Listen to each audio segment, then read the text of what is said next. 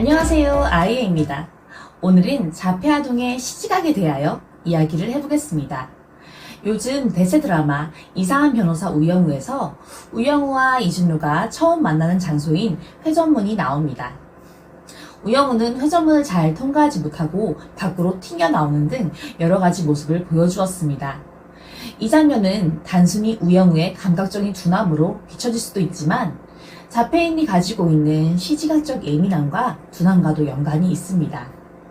실제로 동물학자이자 대학 교수인 자폐인 템플 그랜디는 자신을 모델로 한 영화의 한 장면에서 마트의 자동문을 보고 단두대 같다고 생각하는 장면이 나옵니다.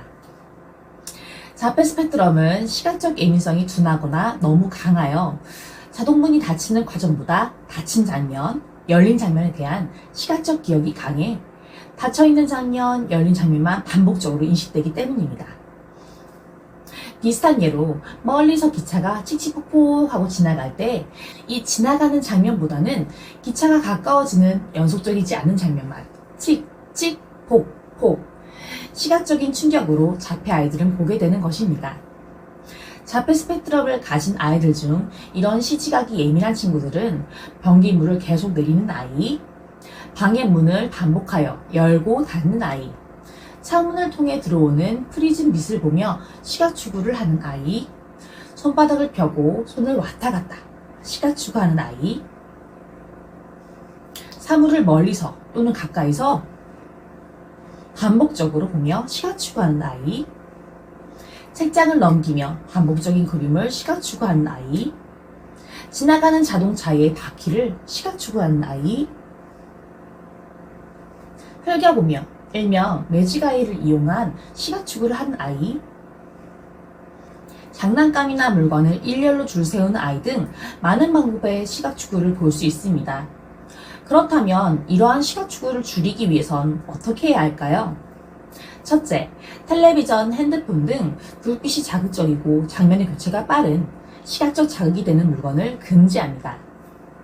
텔레비전은 아동이 시각적으로 받아들이는 정보들이 너무 많고 순간적인 장면들로 인해 넓은 세상에 대한 경험보다는 자극 효과만 주게 됩니다. 미국의 소아과 학회에서는 아이에게 텔레비전을 보여주지 않아야 하며 특히 2살 이하의 아이에게는 절대 보여주지 않아야 한다고 권고하고 있습니다.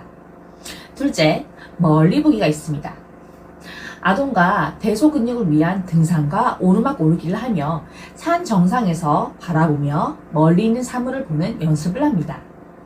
사물의 어느 한 부분만 집중하여 보는 것이 아니라 멀리 보며 넓은 배경을 눈에 담는 연습은 습관이 되기 위해 필요합니다. 셋째, 선긋기 연습을 합니다.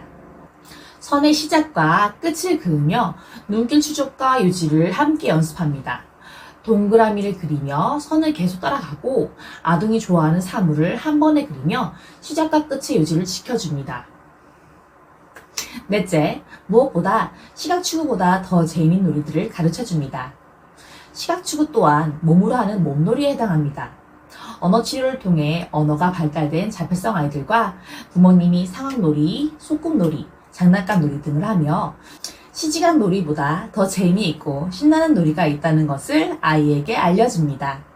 또 계단 오르기, 오르막길 오르기, 공차기, 던지기 등 아동의 몸의 에너지를 사용하고 눈으로 보며 손발로 움직이며 할 수 있는 협응 운동도 도움이 됩니다. 대체적으로 아이가 학년기에 접어들며 아이가 커가며 시각추구가 자연스럽게 줄어들기도 하고 시각추구의 종류도 여러 가지였다면 한두 종류로 소거가 됩니다. 아이의 언어, 감각, 인지 등이 발달하며 새롭고 재미있는 장난감에 주의가 집중되기 때문입니다.